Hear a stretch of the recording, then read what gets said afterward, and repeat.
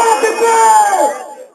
ساكت ليه؟ خطي حقك ولا ايه؟ حقك ولا ايه؟ اللي ساكت ليه؟ اللي ساكت ليه؟ علوا الصوت. علوا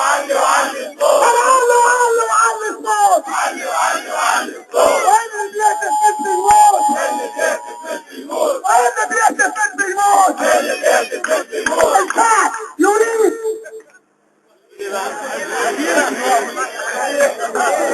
للميدان هذا الشهيد. للميدان هذا الشهيد.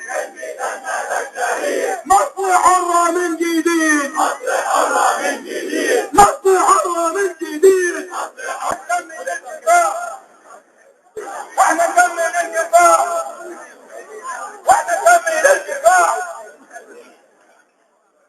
في سبيل الله قمنا نبتغي رفع اللواء لا لحزب طبع منا نحن للدين فداء. في سبيل الله قرار الرئيس الشعب يريد. قرار الرئيس الشعب يريد.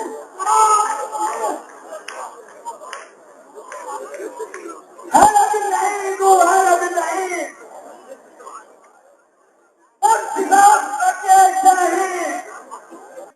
يوم 12 اغسطس تذكروا عام ونصف بالضبط على سقوط حسني مبارك.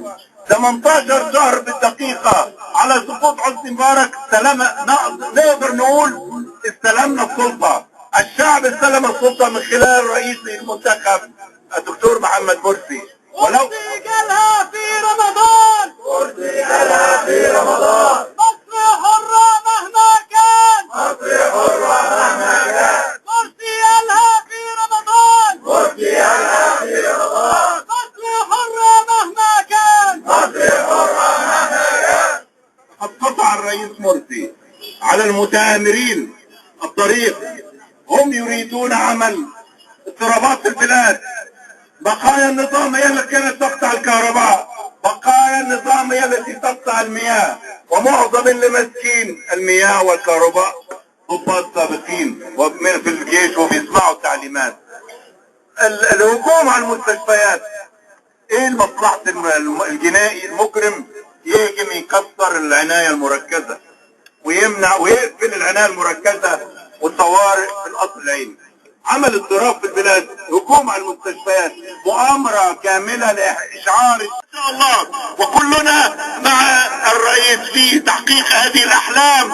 الآن السلطة للشعب وتعود للشعب. ولن يظلم الحاكم المنتخب للشعب أبدا. نحن أمامنا إن شاء الله مرحلة مقبلة زاهرة بإذن الله تعالى. ولكننا ما زلنا نحتاج اليقظة من أي محاولات تخريبية في الأيام القادمة حتى يوم 24 أغسطس ليستكمل الرئيس تطهيره لأجهزة الدولة وليعين المحافظين. عايزين رؤساء أحياء من الشعب. عايزين رؤساء مدن من الشعب ومحافظين منتخبين من الشعب ولا يكونوا متآمرين على الشعب في كل الخدمات التي يجب أن تقدم لهم. وبالتالي أيها الإخوة نحن الآن ممكن أن نتحدث أن يوم 12 أغسطس انتصرت الثورة ونحن لن نعيش في أفراح وننسى اليقظة من أي محاولة تآمرية. ثانيا سنبدأ العمل الجاد وسنبذل العرق والدم لكن في البناء والتنمية زي ما الإخوان عاملين حزب البناء والتنمية. وهنحقق الحرية والعدالة وسنعمل بمنتهى الأصالة وسنجاهد في سبيل الله وفي سبيل إعلاء كلمة الشعب. السلام عليكم.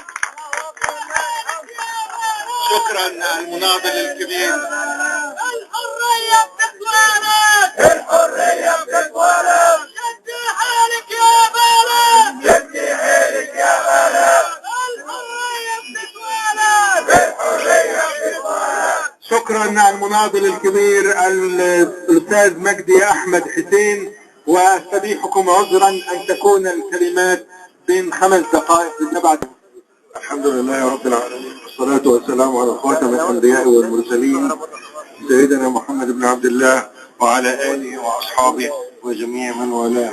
طبعا لقد حضرنا اللي نجتمع في هذا اليوم المبارك من أيام الله سبحانه وتعالى في العشر الأواخر من رمضان، لنحتفل جميعا بالقرارات التي أصدرها السيد الرئيس.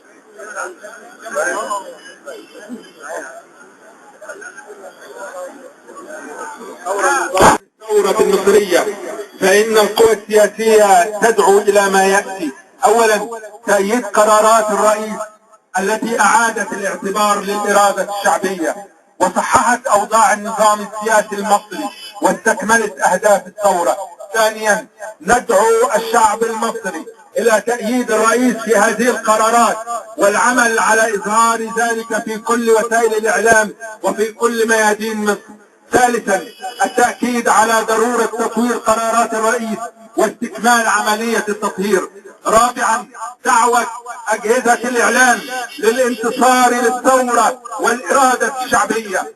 خامسا، العمل على تأسيس جبهة تنسيقية لحماية الثورة واستكمال أهدافها. سادسا، دعوة القوات المسلحة للالتفاف حول القيادة الشرعية.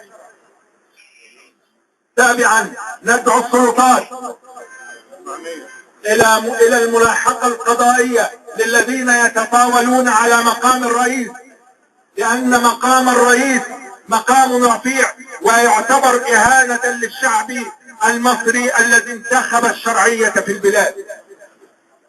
ثامنا، ضرورة دعم الجمعية التأسيسية للدستور حتى تنتهي من صياغة الدستور المعبر عن الشعب المصري. تاسعا، الإفراج عن كافة السجناء وباقي السجناء السياسيين وعلى رأسهم الشيخ رفاعي طه ومصطفى حمزة، والعمل الجاد على عودة الدكتور عمر عبد الرحمن من محبسه بأمريكا. الموقعون على البيان والإفراج عن كافة السجناء السياسيين وعن شباب الثورة ورفع المظالم عن كافة المظلومين في هذا البلد. هذا أمر مفروغ منه يا أستاذ. الموقعون على البيان: الجماعة الإسلامية، حزب البناء والتنمية، حزب العمل الجديد، حزب الأصالة، حزب السلامة والتنمية، حزب التوحيد العربي، منتدى الوسطية للثقافة والفكر. شكرا لكم أيها الإخوة، والسلام عليكم ورحمة الله. بأي حال من الأحوال لهذا الشعب البعض يحاول أن يلعب ورقته الأخيرة وهي الورقة الطائفية، ونحن ننبه لذلك لأننا نتمنى أن تنعم مصر بالأمن وبالسلام وبالاستقرار وبالأخوة وبالوحدة الوطنية. فلا أحد في مصر يريد أن ينتقص حق مواطن مصري يعيش على أرض هذا الوطن، وبالتالي لا يجب أن نسمح بهذا التلاعب في المشاعر. نحن نعيش اليوم يوم عظيم جدا، لأنه لأول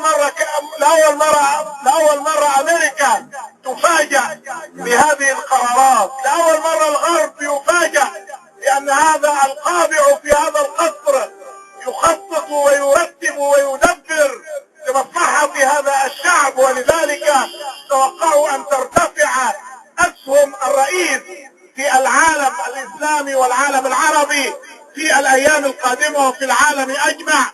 هذا البلد يدير أن يكون له رئيس قوي، لأن هذا البلد خلق قائدا في المنطقة وفي الإقليم وفي العالم. ينبغي أن يعود مرة أخرى لكي يمارس دوره القيادي والريادي، وهذا لن يتحقق إلا إذا أصبح